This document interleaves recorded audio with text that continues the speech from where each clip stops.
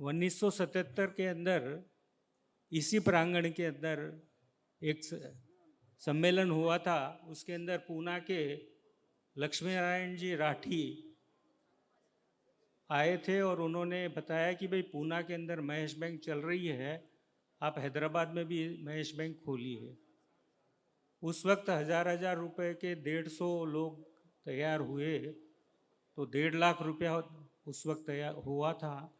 और उसके बाद के अंदर जब कोऑपरेटिव सोसाइटी के अंदर गए तो वहाँ के मिनिमम 3 या 5 लाख रुपए की मिनिमम रिक्वायरमेंट थी। तो उन 15 डायरेक्टरों ने बाकी के पैसे समाज से लेके बैंक की स्टार्ट किए थे।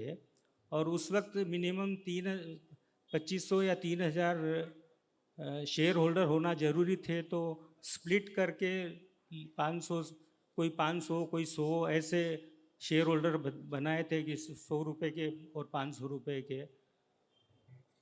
उसके बाद में जब मेरे पिताजी उसके अंदर फाउंडर डायरेक्टर थे, उसके बाद जब 91 के अंदर मैं इसमें बैंक में आया एज ए डायरेक्टर, और 94 के अंदर मैं इसका वाइस प्रेसिडेंट बना और 2002 तक मैं इसका वाइस प्रेसिडेंट रहा। 8 साल में इसका वाइस प्रेसिडेंट रहा। और उस वक्त भगवान की कृपा से हम लोगों ने 30% और 33% डिविडेंड दिया था, और जो उस समय का हाईएस्ट डिविडेंड था। और उसके दूसरे ही साल 25% हो गया, और उसके बाद में वो घटते घटते 15 हुआ, और 15 से थोड़ा बढ़ते बढ़ते अभी 22 पे आया है। और हमारी ऐसी इच्छा है कि हम वापस वही 33% की ऊंचाई तक पहुँचे हैं। तो इसके लिए आपको फाउंडर्स पैनल को जिताना होगा।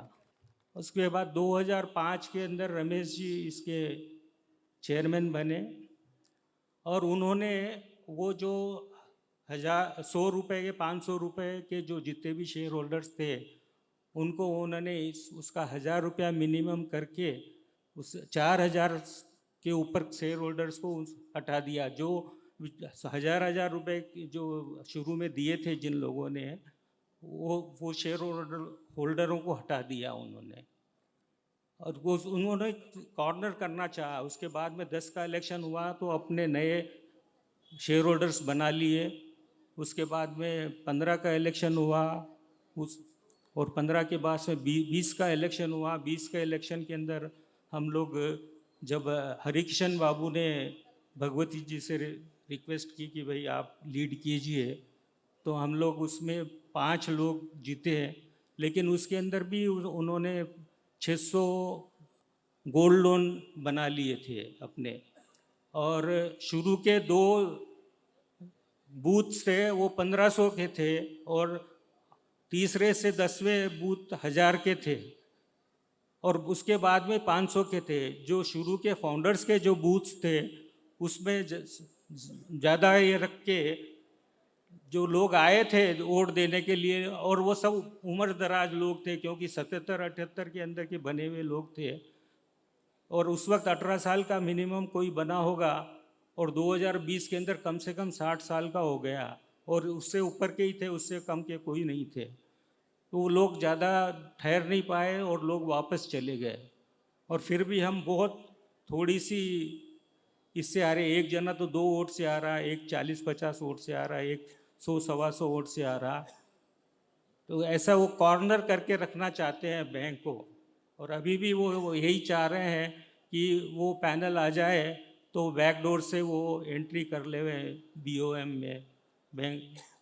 तो उस हिसाब से अब आपको विचार करना है कि भाई हमको समाज के चुने हुए लोगों को लाना है या एक व्यक्ति के चुने हुए लोग को लाना है, ये आपको डिसाइड करना है।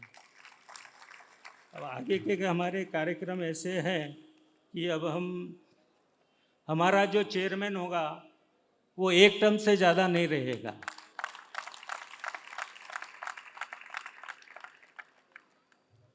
दूसरा,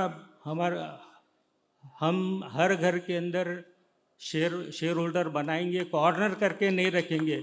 समाज डिसाइड करेगा भाई किसको चेयरमैन बनना है या डायरेक्टर बनना है। ये समाज की धरोहर है और समाज को डिसाइड करने दीजिए, न कि कॉर्नर करके रखिए। इसके अलावा और भी कई चीज़ें हमने सोच रखी है, वो अब हमारे बोर्ड पे भी है और पेपर में भी आ रही है। हम सब चीज़ें करेंगे और वापस पुरानी प्रतिष्ठा वापस लाएंगे बैंक की। जय सिया राम।